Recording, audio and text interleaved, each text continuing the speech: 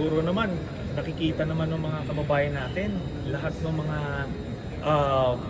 dangers, mga red flags, yung unfitness ni Duterte, ni Sara Duterte to hold the position of Vice President. Nung don't lie. You're lying. Anong hindi? Mr. Chairman, once again, I move to cite in contempt Mayor Tumang in violation of our Section 11, Paragraph B. Refusal and evading to answer questions of the members of this committee.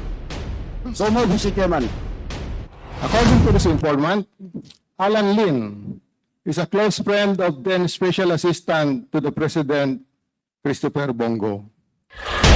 Alan Lin is a casino junket operator who is involved in the kidnapping of high-roller Chinese gamblers in Okada, Manila.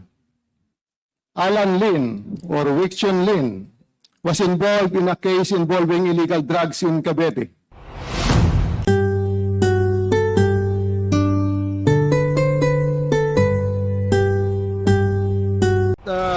Part of the hearing is the presentation of the report of the PIDEA to the Quadcom. May kaugnayan po ito dun sa drug situation na dito po sa ating bansa. So PIDEA, are you ready with your presentation? Yes, Mr. Chair, Your Honor. Okay, please proceed. While you're doing your presentation, everybody's invited to have your lunch, courtesy of DSJJ Suarez. So please enjoy the lunch hosted by DSJJ. Ito natin yung Davao eh.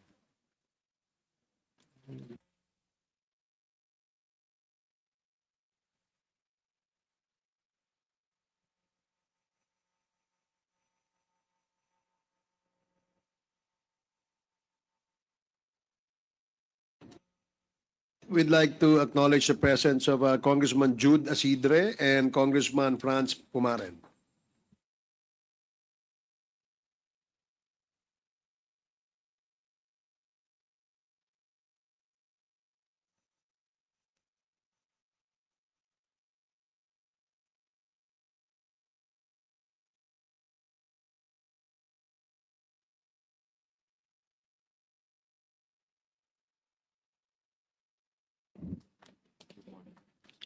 Mr. Chair, Your Honors, good morning.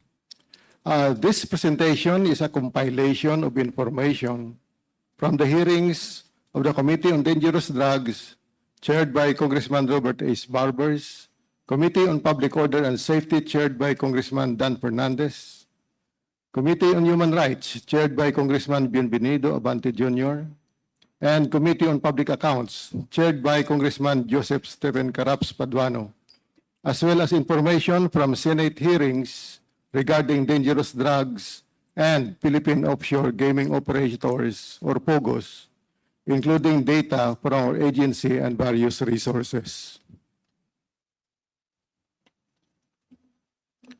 Our investigations began when 560 kilos of shabu worth 3.6 billion pesos were seized in a joint operation of the National Bureau of Investigations, Bureau of Customs, the National Intelligence Coordinating Agency, and the Philippine Drug Enforcement Agency in Mexico, Pampanga, in September 24, 2023. After a controlled delivery operation, the boxes of drugs containing shabu were seized in a warehouse owned by Willie Ong, which was constructed on land previously owned by the Tumang family in Pampanga.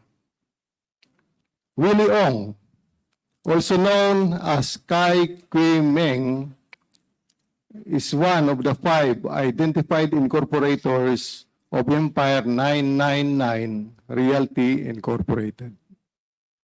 Another incorporator of Empire 999 is IDT Young. IDT Young is an incorporator of 2 other companies, Golden Sun 999 Realty and Development Corporation, and Yatay Industrial Park Incorporated for their land acquisition. Aside from IDP Young, another incorporator of Golden Sun 999 Realty and Development Corporation is Rose Nono Lin. Rose Nono Lin is also an incorporator of Parmalee Pharmaceutical, which rose to notoriety when it bagged 13 contracts from the government worth a total of 11 billion. All supplies for COVID response during the global pandemic, despite having a declared paid-up capital of only 625,000 pesos. One co-incorporator of Rose Nono Lin in Parmalee Pharmaceutical Corporation is Michael Yang or Hong Meng Yang. Rose Nono Lin and Michael Yang are also co-incorporators of a certain Alan Lin in Piley Holdings Corporation. Alan Lin is the husband of Rose Nono Lin. A reliable informant of Philippine Drug Enforcement Agency suitably identified that Alan Lin or Alan Jeffrey Lin also uses several other identities, namely Jeffrey or Jeff Lin, Ayong, Wexiong Lin or Lin Wexion, Alan Lim, and Wen Li Chen. According to this informant, Alan Lin is a close friend of then Special Assistant to the President, Christopher Bongo. Alan Lin is a casino junket operator who is involved in the kidnapping of high-roller Chinese gamblers in Okada, Manila. Alan Lin or Wexiong Lin was involved in a case involving illegal drugs in Cavite, but this case was dismissed in 2015. Further, Alan Lin allegedly holds Vietnamese, Burmese, and Cambodian passports. Alan Lim and Michael Yang were linked by former PNP Colonel Eduardo Asierto in a drug matrix of the Johnson Chua Drug Trafficking Organization, which Asierto revealed in 2017. Johnson Chua is allegedly responsible for operating a drug warehouse in Cagayan de Oro City, the Shabu clandestine laboratory raided by PDEA in Dumoy, Davao City in 2004, and another Shabu laboratory in Bunawan, Davao City.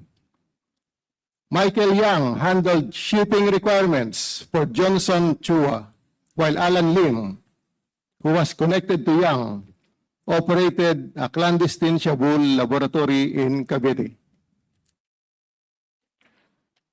Yang Jianxin, also known as Tony Yang or Antonio Maestrado Lim, is a sibling of Michael Yang. Tony Yang is allegedly the owner of a Pogo in Cagayan de Oro City and affiliated to Mr. Johnson Chua, the same Chua who is a known smuggler and implicated in the dismantled clandestine Shabu laboratory in Dumoy, Davao City in 2004. Hong Jing Yang is another sibling of Michael Yang. Hong Jiang Yang is also an incorporator of Fullwind Group and Piley Estate Group. The Presidential Anti-Organized Crime Commission provided information that Hong Jiang Yang and a certain Yao Sheng Kan transferred funds to the company Baoful Land Development Incorporated. Later, investigations revealed that the incorporator of Baoful Land is Alice Lial Guo or Guo Waping, the former mayor of Bamban, Tarlac. Baoful Land Development Incorporated is the real estate company that leased its compound to the Pogo licensee Hongxing Gaming Technology Incorporated, later renamed Zun Yuan Technology Incorporated. According to Senator Risa Hontiveros, the money amounting to 3.3 billion pesos from Hong Kong, from Hongjiang Yang and Yu Chengkan was used to bankroll Hongxing Gaming Technology Incorporated. Hongxing Gaming Technology Incorporated built the Pogo Complex in Bamban, which was raided on March 13, 2024. The Anti-Money Laundering Council released the results of its investigation last July 2024 and identified several companies linked via financial instruments and transactions to Ms. Alice Go. One company identified by the AMLAC caught the attention of Philippine Drug Enforcement Agency. RMCE Metal Products Trading Company, which received fund transfers from Alice Go through QJJ Farm and her personal bank accounts. QJJ Farm is owned by Alice Go. RMC Metal Products had been previously investigated by AMLAC and PDEA for having financial interactions with accounts of Concepcion M. Chua and her husband, Ronnie Chua. The Chua accounts had been previously identified by PDEA as instruments used for money laundering by convicted Chinese drug lord Wu Tuan Yuan, better known as Peter Ko. These accounts are the subject of money laundering cases, even as Peter Ko is serving his drug sentence in Sablayan Penal Farm in Occidental Mindoro.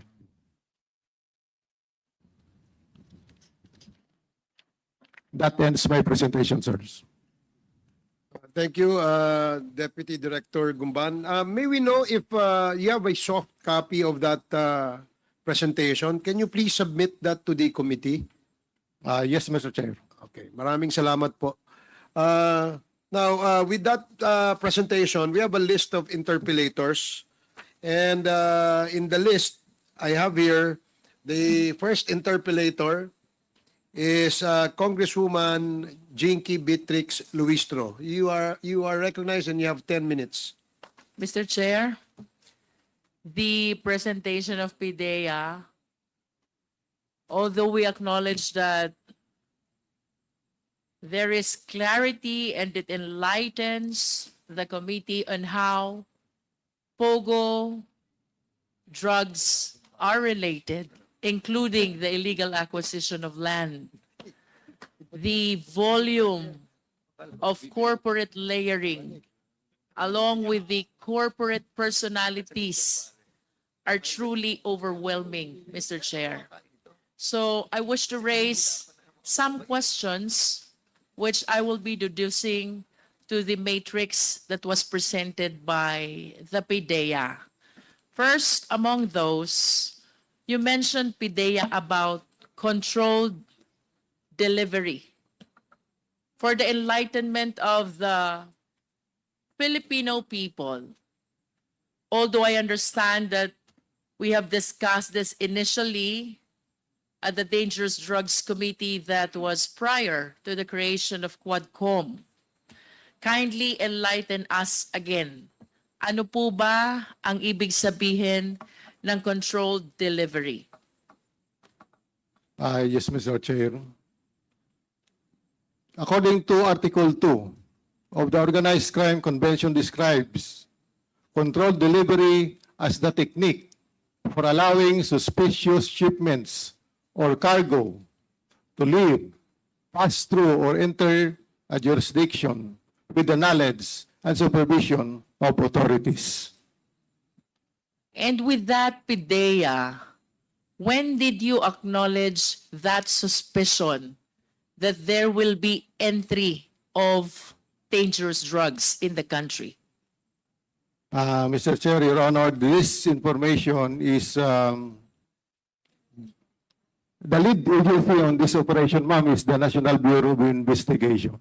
So they were the first to know what is coming to the Philippines. So is it correct to say, PIDEA, that it was the NBI who acquired that information and thereafter they made the necessary coordination with the PIDEA, the BOC, and the NICA? Tama po ba iyon? Yes, Mr. Chair. At least, PIDEA, can you please enlighten us, ano po bang information ang shinare sa inyo ng NBI that led to this operation? They went to our office about 6 months before the operation. That is for coordination purposes and for joint operation. Yes, Mr. Chair. May we know what information was shared to you?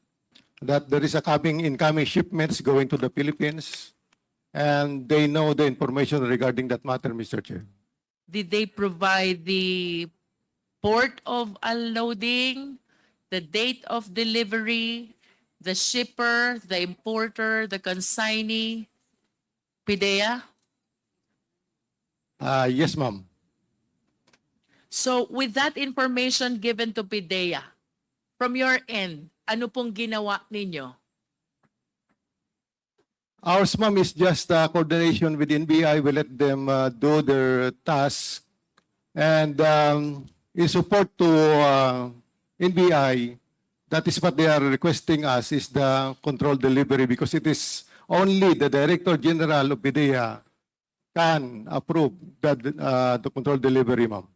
By controlled delivery, PIDEA, would it be correct to say na yun pong intended na port of unloading ay kinokontrol na ng government and it is being unloaded somewhere else as directed by the government?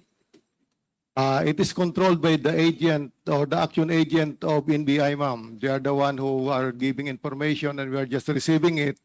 And the NBI is just coordinating with us what to do with it. What therefore is the participation of the BOC, being the agency which has jurisdiction over importation? As agreed upon, ma'am, they will be the one to intercept the cargo there in their jurisdiction. That And is in Subic. Did BOC indeed intercepted? Yes, shipment? ma'am, together with other agencies, together with PIDEA, NBI. You mentioned about this interception. During the interception of this shipment, present po ba itong apat na agencies, PIDEA, NBI, BOC, and NICA? Yes, ma'am. And can you please enlighten us? Please describe the illegal shipment that was apprehended.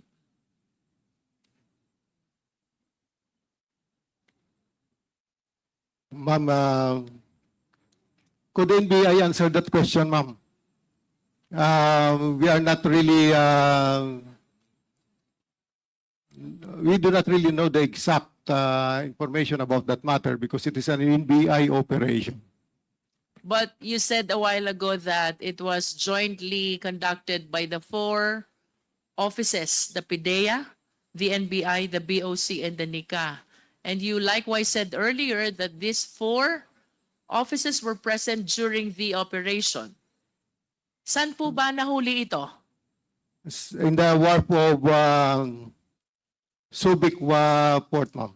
Wharf of Subic Port. And I heard from your report that this was found in a warehouse in Mexico, Pampanga. Yes, ma'am. That is because of control delivery. We know that already that is in the Subic. We accounted for it together with the four agencies. And through control delivery operation, ma'am, it is already the PIDEA who is controlling the delivery. PIDEA, Mr. Chair. if we are aware, ano po talaga yung port of unloading na nakalagay sa bill of lading nito? Subic Bay Port, ma'am. Subic Bay Port. And since it is a controlled delivery, it was directed to be unloaded or to be brought to the Empire 999 warehouse in Mexico, Pampanga. Tama po ba? No, ma'am, because the first area that it should be delivered is Tondo, Manila. So what is actually written on the bill of lading? Saan po dapat ang delivery nito? Tondo, Manila, ma'am. Tondo, Manila. Then why did it go to Subic, Pampanga? Along the way, in route to Tondo, Manila, ma'am, according to the NBI, the action agents told them that it would be directed to Mexico, Pampanga. So was the delivery unloaded in Tondo or in Subic, Pampanga? First, ma'am, it is unloaded in Subic. And then Then it is carried by the vehicle going to Tondo. But along the way, it was diverted to Mexico, Pampanga. I see. It was unloaded in Subic, and then while it was on its way to Tondo, you shifted going to Mexico, Pampanga. Again, that is under the concept of controlled delivery. First, there is a control delivery going to Tondo, Manila, ma'am. Then we changed the control delivery from Tondo, Manila going to Mexico, Pampanga. Can you please enlighten us? Sino po ang shipper? Sino ang importer? At saan po ang warehouse dapat nito? That information, ma'am, is with the National Bureau of Investigation. I understand. Pidea, since you are saying that under the concept of controlled delivery, instead of bringing this to Tondo, Manila, you brought the shipment to Mexico, Pampanga, specifically Empire 999 warehouse. Tama po ba? Yes, ma'am. Warehouse number 2 of Empire 999. Among the 4 offices, which actually directed that the shipment be brought to Mexico, Pampanga? It was the National Bureau of Investigation. The National Bureau of Investigation. And can you please walk us through ano pong nangyari when this shipment was already brought to Mexico, Pampanga, Empire 999? We waited for more or less 3 days that somebody will take it from inside the warehouse. So we have the surveillance team there, we have the camera. For how many days, sir? Almost 3 days, ma'am, because we have extended the control delivery operation for almost 3 times. 3 That is times. as the request of NBI, ma'am. Okay. So Then- it's like an entrapment, sir? Reason why you brought it to Empire 999? Yes, ma'am. That is the purpose, ma'am. To You are entrap those who will waiting get as it. to the person who can possibly come and take custody of the illegal shipment. Tama po? Yes, ma'am. May dumating po bang tao? None, ma'am. Wala po. Then what did you do with the shipment? Then we get into the warehouse and remove and take and account again the illegal drugs, ma'am. Nevertheless, Pidea, since wala pong dumating na tao to take the shipment, of course, I understand you inquire into the ownership of Empire 999, kung saan nadala po at natagpuan itong illegal shipment na ito upon the directive of the NBI, as you have said. Sino Yes, po ma'am. ang may-ari ng Empire 999? It was later found out, ma'am, that it is Willie Ong, ma'am. Willie Ong and ADT Yang, tama po ba? Among the incorporators? Initially, ma'am, it is only Willie Ong that we know. Then with what we have researched, and according to other sources, he has again about 5 incorporators in that Empire 999. Who is Willie Ong, Pidea?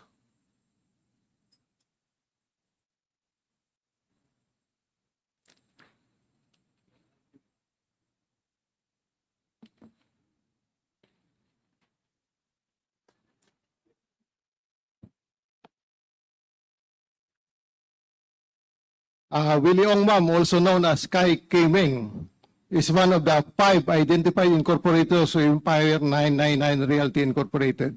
And we have researched, ma'am, that he has also a lot of co-incorporators. I wish to believe that you have looked into the articles of incorporation of Empire 999 already. Yes, ma'am. And may I know if you have checked already the citizenship, the nationality of Willie Ong? Ma'am, it was the NBI who has the follow-up of the operation. But on the basis of the information that was shared to you already by the NBI, would you know kung ano pong nationality ni Willie Ong?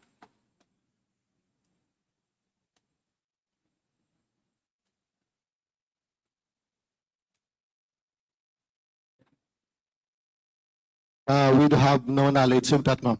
May we hear from NBI? NBI, have we checked the nationality of Willie Ong? Madam Chair, Mr. Chair, for the NBI, may I ask that Attorney Jonathan Galicia, the head of our task force anti-illegal drugs, be recognized?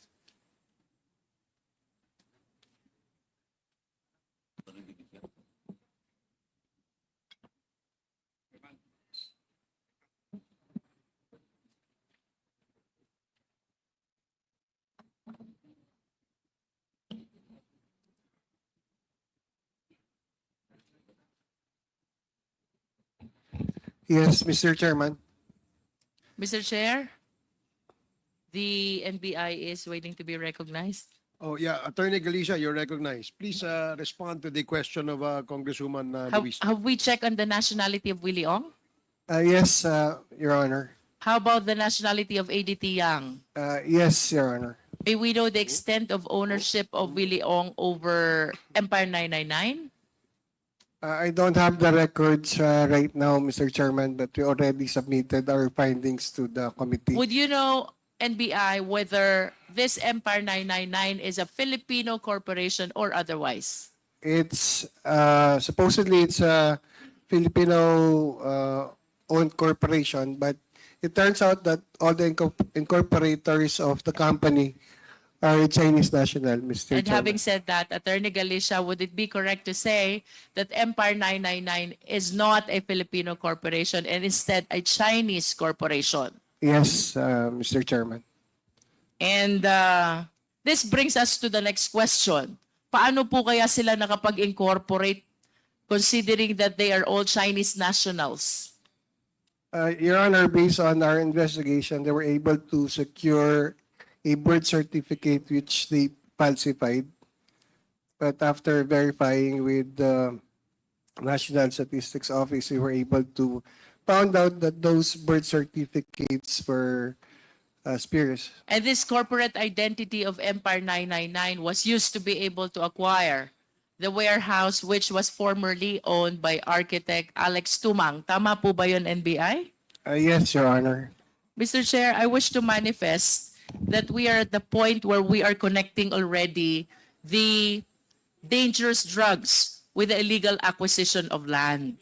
We may recall that the 560 kilos of shabu were found in Empire 999 owned by Chinese nationals, all Chinese nationals. Among them are Willie Ong and ADT Yang.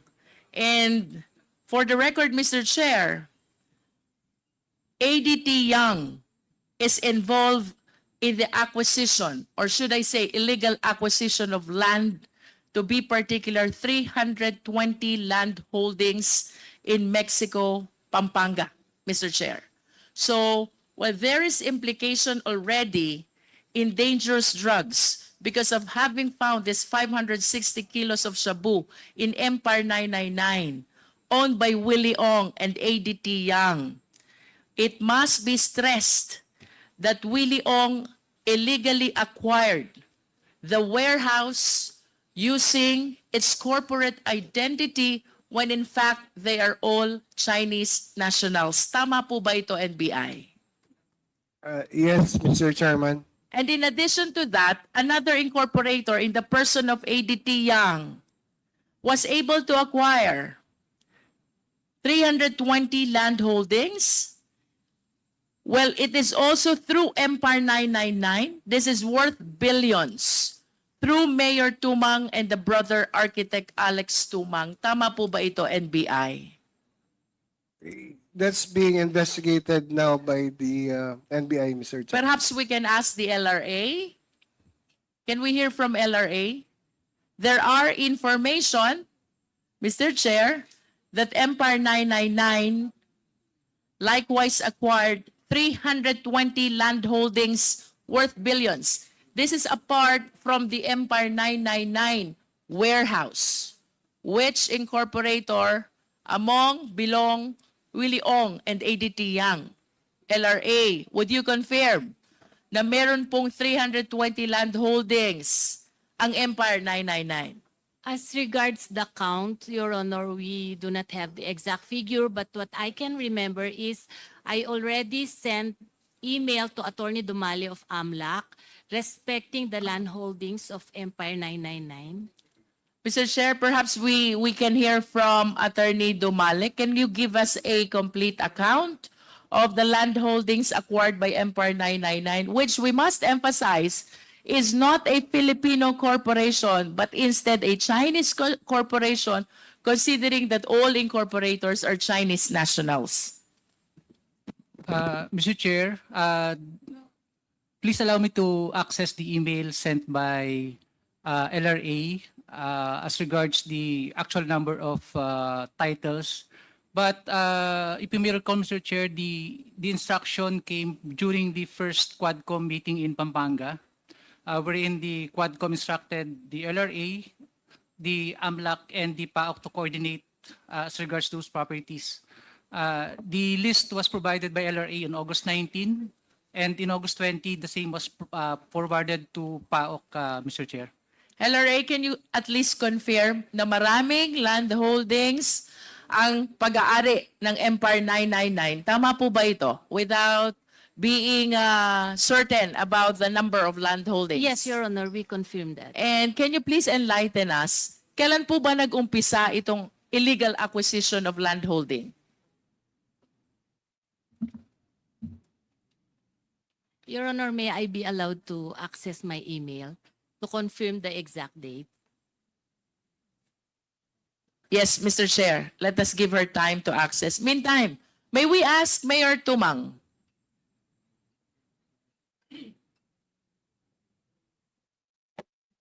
Mayor Tumang, can you please occupy the seat? Page, paki-assist mo nga si Mayor Tumang. Mr. Chair, I am trying to show to the committee how Empire 999 is involved not only in dangerous drugs but also in the illegal acquisition of land.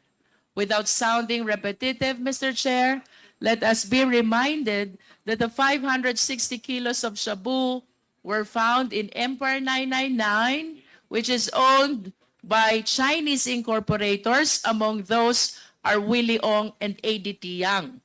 It is the same company, Empire 999, which allegedly acquired illegally 320 land holdings, allegedly in Mexico, Pampanga as well. So at this point in time, since both the dangerous drugs operation and the illegal acquisition of land both happened in Mexico, Pampanga, let us ask Mayor Tumang to enlighten us kung ano pong nangyari dito, because I believe dumadaan sa munisipyo lahat ng transfer ng property. Mayor Tumang, please. Yes po, Your Honor. Mayor Tumang, when was your first assumption of office as Mayor of Mexico, Pampanga? 2004 po, Your Honor. 2004. As far as you can recall, Mayor Tumang, kailan po ba nag-umpisang mag-acquire ng property si Empire 999? Hindi ko po maibigay, hindi ko po alam yung exact year, but approximately po 2000, yung nakabalik po akong mayor, 2017. 2017. Mayor Tumang, do you personally know Willie Ong? Hindi po, Your Honor. Do you personally know ADT Yang? Hindi po, Your Honor. But Mr. Chairman, would with the indulgence of the Honorable Luistro. Yeah, okay, please proceed. Thank you, Mr. Chairman. Mayor Tumang, Yes po, Your Honor. for the information of everyone, ito kasi pong question of the drugs and the acquisition of properties ng mga foreign national. form part of my reso doon sa public accounts. Kasi public accounts na lang pinagsimulan nito eh. Na it was forwarded to this Quadcom. But the issue about some properties, transactions of Mayor Tumang, in which, ilang beses ka naman na-dismiss, Mayor? Ilang beses ka na na-dismiss? Yung dismissal order mo? Ilan? Once lang po, Your Honor. Once ka lang na-dismiss? Yes po, alam ko Your- dalawa. Are you telling the truth? Mayor Tumang, ganito lang po, I just want to warn you. You're under oath once again in this Quadcom hearing, and you're being asked by Congressman Luis Ro. Please, don't lie. Your Honor, yung pong yung previous po, na-reverse po yun. And then, Yung okay. 2022. And then po, 2023, last August po, yun po yung last ko pong dismissal. Under appeal. Yes po, pending appeal po. Pending appeal. Now, Mayora, ganito lang po, you're being asked if kilala mo si Eddie Yang, kilala mo si Tuma, kilala mo si Billy Ong. I just want to tell you, we have already discussed it in the Committee on Public Accounts. And please, answer the query of the members of this committee truthfully, or else I will show you the proof. Yes po, Your And Honor. if you're lying, I will cite you in contempt once again, Mayor Tumang. Thank you, Mr. Chairman. Mayor Tumang, ulitin ko po yung tanong. Do you personally know Willie Ong? Your Honor, hindi ko po personally kakilala si Willie Ong and Eddie Yang. Pumunta po sa munisipyo, doon ko lang po sila nakilala dahil nag-inquire na bibili po silang lupa. With your statement, Mayor Tumang, it appears that you personally know Willie Ong and ADT Yang. Because when you said they came to your office, approached you, and told you that they are going to buy lands, Doon ko then lang it po- means that you were able to personally Yes po. meet with these two individuals. Tama po ba? Yes po, namit ko po sila sa munisipyo. In other words, you personally know Willie Ong and ADT Yang. Are you aware that Chairman, once again, Mr. Chairman, this will be the last. Mayor Tumang,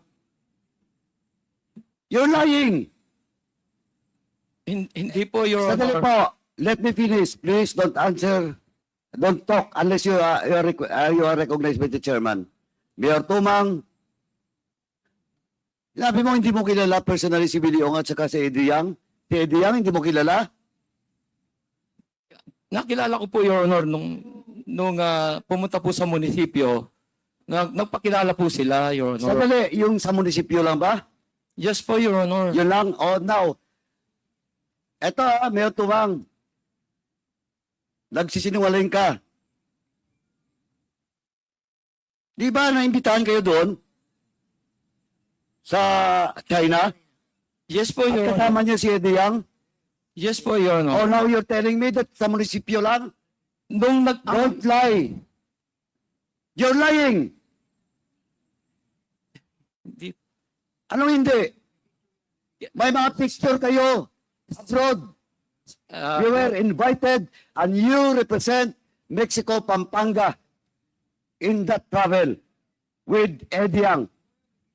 And it's Eddie Yang that introduced all of you, and that includes the former governor and the governor to the ambassador. Yes po, Your Honor. Oh, ngayon, di mo kilala? Mr. Chairman, Hindi ko lang po with that, Mr. Chairman, I have warned you, pasensyahan po tayo. I move to cite in contempt, Mayor Tumang. Your Honor, can I explain po para makuha niyo po yung point ko? Sandali po. Please po, Your Honor. Sandali po. You're not yet recognized. Mr. Chairman, once again, I move to cite in contempt Mayor Tumang in violation of our Section 11, Paragraph B. Refusal and evading to answer questions of the members of this committee. So move, Mr. Chairman. Your Honor, can you please give me a chance to explain? Hindi po kasi ano yung exact gusto niyong Mr. Chairman, the question is very simple. Just a 1-minute suspension. Mayor, try mo mag-explain. Kasi syempre yung personal, hindi naman yung personal na Hindi ko naman kakilala talaga. Nakilala ako lang sa munisipyo. Opo, emphasize mo na yung meeting sa China after Yes. nagpunta sila sa munisipyo.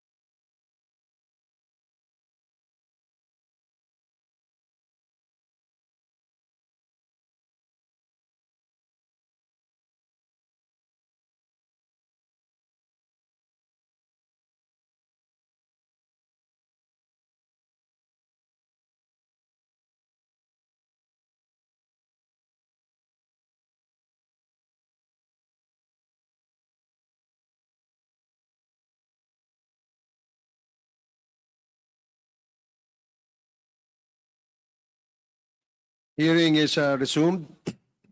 The parliamentary status is that before the chair declared the suspension, there was a motion to cite in contempt former Mayor Tumang. And let me finish first. And the former mayor has asked the committee to listen to his explanation. And in the spirit of fairness, we'd like to hear former mayor explain also his side. Perhaps he may be able to answer the queries asked by the members of the committee. So, Mayor Tumang, para po maliwanag, ang tanong po sa inyo kung kakilala nyo po si Eddie Yang. Ang sabi nyo po kanina, hindi. Yung pangalawang tanong, tinanong po kayo, ilang beses po ba kayo nagkita, nagkasama, nagkausap ni Mr. Eddie Yang? Ang sinabi nyo, isang beses lamang po sa munisipyo. Pero meron pong impormasyon na nagsasabi na magkasama pa ho kayo sa China. Pictures. At this is supported by photos. So, bibigyan po namin kayo ng pagkakataon na sumagot doon sa katanungan ng aming mga kasamahan. Para naman po, hindi naman po kayo hindi mapagbigyan. No? Ano po ang inyong sagot sa katanungan ni Congressman Paduano at ni Congresswoman Luistro? Thank you po, Your Honor. Hindi ko na lang po sinabing once ko lang po nakita namit si Willie Ong. Si Willie Ong po twice sa munisipyo po. Si Eddie Yang po, so many times. Pero yung first namit ko po Willie Ong and Eddie Yang sa munisipyo po. And then, pagkatapos po noon, marami na pong series na nagkita na po kami ni Eddie Yang dahil bumili po sila ng lupa. Hanggang pumunta po kami ng China, in-invite po kami doon. Doon po lang po nakilala si Eddie Yang. Ang pinupunto ko po, hindi ko po personal nakakilala po. Namit ko lang po sila sa munisipyo. Pero so many times po nakilala ko na sina Eddie Yang. Pero si Willie Ong po, twice lang po. Chairman, ito kasi yung problema, alam ko na, sinabi ko na kanina, Mayor, pinagdaanan na to natin Dalawang committee, dangerous drugs at saka yung Mexico. But sabi ko nga, kaya kayo inibitahan dito, including your brother and all those research person from Mexico, Pampanga, because there is a resolution by me na yung drugs, no? Yung drugs at saka illegal acquisition of properties of Chinese national will be forwarded to this committee. Kaya hindi ka Mayor, ganito kasing style mo Pag tinanong ka ng isa, sabihin mo, sinabi mo kanina, hindi mo personal kilala. Sabi mo sa munisipyo, now when I ask you, yung China travel, inamin mo. Now, dinagdagan mo ngayon na several times because on record, during the committee hearing, you know personally Eddie Yang and Willie Ong. Mamaya, papakita ko sa iyo na magkakilala kayo ni Willie Ong. Yes po, Your Honor. Ang style mo kasi, Mayor Tomang, sorry, pero yung style mo, bulok. Alam ko na yon. Pag tinanong ko isang tanong, sasagutin mo. Pag tinanong ko isa, sasagutin mo. Better you were asked if you knew personally Willie Ong and Eddie Yang. That's why pinakontempt kita. Because you lied. Dito sa harap ng mga resource persons. Di ba he's lying? Sabi niya kanina, hindi niya kilala personal. Sa munisipyo lang. Ngayon, sinabi mo na ngayon, kilala mo si Eddie Yang, you met several times. Twice lang kayo ni Willie Ong, but I will establish to you that you have transactions with Willie Ong. And you will not make transactions with a certain person, especially kung hindi mo siya kilala. And you're lying. Di pa tayo umabot doon sa proof ko. Siguro naman, nakikita naman ng mga kababayan natin, lahat ng mga dangers, mga red flags, yung unfitness ni Duterte, ni Sara Duterte to hold the position of Vice President. And remember, as Vice President, she could be President anytime, no? In cases of emergencies, no? Kaya, imagine mo yung asal na nilalabas niya, pinapakita niya, bibigyan mo ng power ng presidency yan, dapat kikilabutan yung bawat Pilipino. Di ba? Wala ito sa tamang katinuan. Yun ang masasabi natin, kaya hinug-hinug. Siguro naman,